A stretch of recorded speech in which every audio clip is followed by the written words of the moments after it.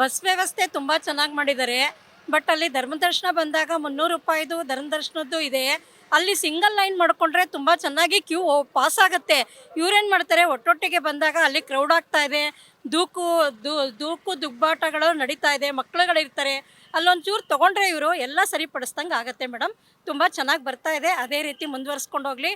ಆದರೆ ಈ ಸಲ ಹೋದ ವಾರನೂ ಬಂದಿದ್ದೆ ನಾನು. ಊಟದ ವ್ಯವಸ್ಥೆ ಹತ್ರ ಸ್ವಲ್ಪ ಕ್ಲೀನ್ ಇಲ್ಲ ಮೇಡಮ್, ನೀಟು ಇಲ್ಲ ಅಲ್ಲಿ, ಕರೆಕ್ಟಾಗಿಲ್ಲ ವ್ಯವಸ್ಥೆ. ಅಲ್ಲೇ ಕೈ ತೊಳಿತಾರೆ, ಅಲ್ಲೇ ಕಾಲು ಇಟ್ಕೊಂಡು ಬರಬೇಕು.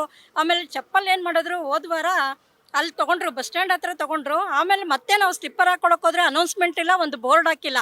ಮಹಿಷಾಸುರ ಹತ್ರ ಹೋಗಿ ಅಂದರು, ಅಷ್ಟು ದೂರ ನಡ್ಕೊಂಡೋಗಿ ಮತ್ತೆ ವಾಪಸ್ ಬಂದಿದ್ದೀವಿ. ಆ ಒಂದು ವ್ಯವಸ್ಥೆ ಸರಿಪಡಿಸ್ಕೊಳ್ಳಿ. ಇವತ್ತು ನಾವು ಬೆಳಗ್ಗೆನೇ ಬಂದರೆ ಅಲ್ಲಿ ಚಪ್ಪಲಿ ತೊಗೊಳ್ಳೋರು ಯಾರೂ ಇಲ್ಲ ಮೇಡಮ್. ನಾವು ಬ್ಯಾಗ್ ಹಾಕಿ ಬಂದಿದ್ದೀವಿ, ನಮ್ಮ ಚಪ್ಪಲಿ ಇರುತ್ತೋ ಇಲ್ವೋ ಗೊತ್ತಿಲ್ಲ, ಅದು ನೋಡಬೇಕು.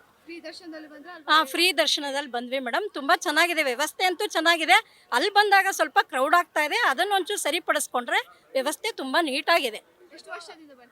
ನಾನು 30 ವರ್ಷದಿಂದ ಬರ್ತಾ ಇದ್ದೀನಿ ಮೇಡಮ್. ಈಗ ತುಂಬ ಚೆನ್ನಾಗಿದೆ, ಚೇಂಜಸ್ ಆಗಿದೆ. ಮುಂಚೆ ನೂಕು ನುಗ್ಲಾಟ, ಅವಾಗ ಎಷ್ಟೊಂದು ಜನ ಲಾಠಿ ಚಾರ್ಜ್ ಎಲ್ಲ ನಡೀತಿತ್ತು. ಈಗ ಆ ಥರದ್ದೆಲ್ಲ ನಿಂತಿದೆ, ವ್ಯವಸ್ಥೆ ತುಂಬ ಚೆನ್ನಾಗಿ ಬರ್ತಾ ಇದೆ. ಸ್ವಲ್ಪ ಅದನ್ನು ಸರಿಪಡಿಸ್ಕೊಂಡ್ರೆ ಇನ್ನೂ ಚೆನ್ನಾಗಾಗತ್ತೆ, ಎಲ್ಲರಿಗೂ ದರ್ಶನ ಸಿಗುತ್ತೆ. ಮತ್ತು ಮೆಟ್ಲತ್ಕೊಂಡು ಬರೋರು ನಮಗೆ ಜ್ಯೂಸ್ ಇಲ್ಲ, ಬಾದಾಮಿ ಹಾಲಿಲ್ಲ, ಡ್ರೈ ಫ್ರೂಟ್ಸ್ ಇಲ್ಲ ಅಂತಾರೆ. ಅವ್ರ ಕಡೆ ಸ್ವಲ್ಪ ಗಮನ ಹರಿಸಿದ್ರೆ ಮೇಡಮ್ ತುಂಬ ಚೆನ್ನಾಗಾಗತ್ತೆ. ಇದು 2000 ಇಟ್ಟಿದ್ದಾರೆ ದರ್ಶನಕ್ಕೆ, ಏನು ಹೇಳ್ತೀವಿ? ಏನು ಹೇಳಿ? 2000 ಟಿಕೆಟ್ ಇಟ್ಟಿದ್ದಾರೆ. ಹಾಂ, ಅದು ಸ್ವಲ್ಪ ಕಡಿಮೆ ಮಾಡಬೇಕು ಮೇಡಮ್. ಅದು ತುಂಬ ಆಯಿತು, ಎಲ್ಲರೂ ಬರಲಿಕ್ಕಾಗಲ್ಲ.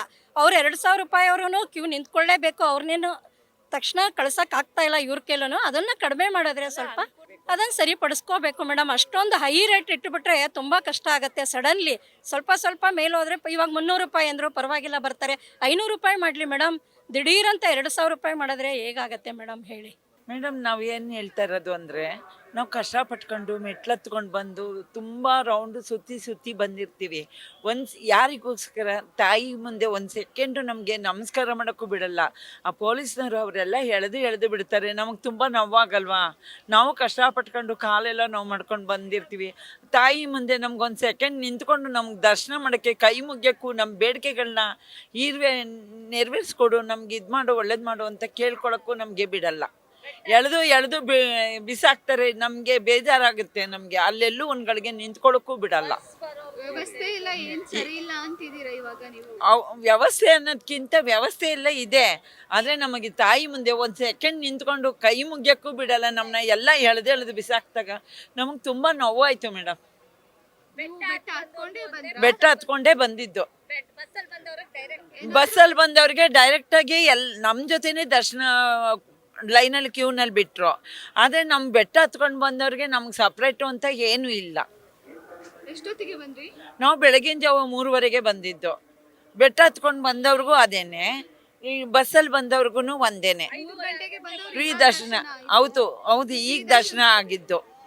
ಅದೇ ಎಷ್ಟು ಸುತ್ತಿ ಅಲ್ಲಲ್ಲೇ ಕೂತ್ಕೊಂಡು ನಿಂತು ನಾವು ಬಂದಿದ್ದು. ಏನಾದರೂ ಕೊಟ್ಟರು ಪ್ರಸಾದ? ಏನಾದರೂ? ಹಾಂ, ಪ್ರಸಾದ ಕೊಟ್ಟರು. ಮಡ್ಲಕ್ಕಿದು, ತಾಯಿದು ಮಡ್ಲಕ್ಕಿದು ಪ್ರಸಾದ ಕೊಟ್ಟರು. ಈಗ ಊಟ ಮಾಡಿದ್ವಿ. ಎಲ್ಲ ಓಕೆ, ಇಲ್ಲ ಅಂದಿಲ್ಲ, ಖುಷಿ ಆಯಿತು. ಆದರೆ ದೇವ್ರ ಮುಂದೆ ನಿಂತ್ಕೊಂಡು ಒಂದು ಸೆಕೆಂಡು ನಮಗೆ ದರ್ಶನ ಮಾಡಿ ಕೈ ಮುಗಿಯೋಕೆ ಬಿಡಲಿಲ್ವಲ್ಲ, ನಮ್ಗೆ ಅದೇ ಬೇಜಾರಾಗಿತ್ತು.